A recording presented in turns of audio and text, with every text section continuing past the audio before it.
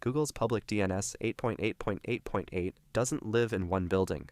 It lives in dozens of data centers worldwide, all advertising the very same IP. That's Anycast, and it changes everything about how we think about IP addresses. Instead of one server answering requests, Anycast puts the same IP on many servers in many locations. BGP routing then delivers each user's packets to the topologically nearest instance.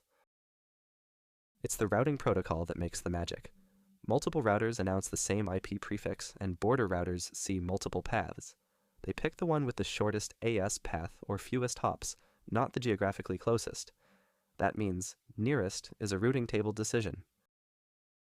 Services like Cloudflare's 1.1.1.1 or Google's 8.8.8.8 are global Anycast. From a user in New York, the network path stays local to the East Coast POP. From Sydney, the same IP routes to Sydney. Latency drops from hundreds of milliseconds to single digits. BGP selects the path with the fewest autonomous systems in the way. Even if two paths have the same AS hop count, an operator can set local preference to prefer a closer data center or a faster peering. The user's ISP doesn't see geography, it sees a list of AS numbers. Anycast also gives automatic failover. If a point of presence goes down, it withdraws its BGP announcement. Within seconds, the routing tables converge, and traffic flows to the next nearest healthy instance. No DNS change, no manual intervention. That's why DDoS scrubbing services love Anycast. During a DDoS, the attack traffic is attracted to the Anycast IP and hits every POP simultaneously. Because each POP handles only its local share, the aggregate attack is diluted. Scrubbing centers then filter out the bad traffic before passing clean requests to the origin. Let's look at a real example. This is a simplified BGP table from a router in Europe. It sees 3 different paths to the same prefix, 8.8.0, 24. The top entry has the shortest AS path, only 2 ASs. That's the one selected and used. The other paths are backups, ready to take over instantly if the primary disappears. This is why a tracer route from Los Angeles to 8.8.8.8 might end at a router in San Jose, while a tracer route from Frankfurt ends at a router in Paris. The same IP, but the network delivers you to the closest Anycast instance. For latency-sensitive stateless protocols like DNS, Anycast is a game changer. You get a local response without touching a distant data center.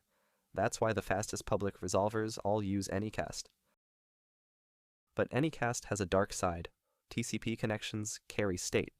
If the routing path shifts in the middle of a file transfer, the new Anycast instance has no idea about the ongoing conversation. The connection resets. So Anycast is brilliant for UDP and short-lived flows, and risky for long-running TCP. QUIC, the protocol behind HTTP3, cleverly sidesteps this. It uses a connection ID that isn't tied to the IP address. When a QIC client moves to a different Anycast instance, the server can still recognize the connection and continue. That's how big services keep long-running streams alive over Anycast. Compare Anycast to DNS-based geo-routing.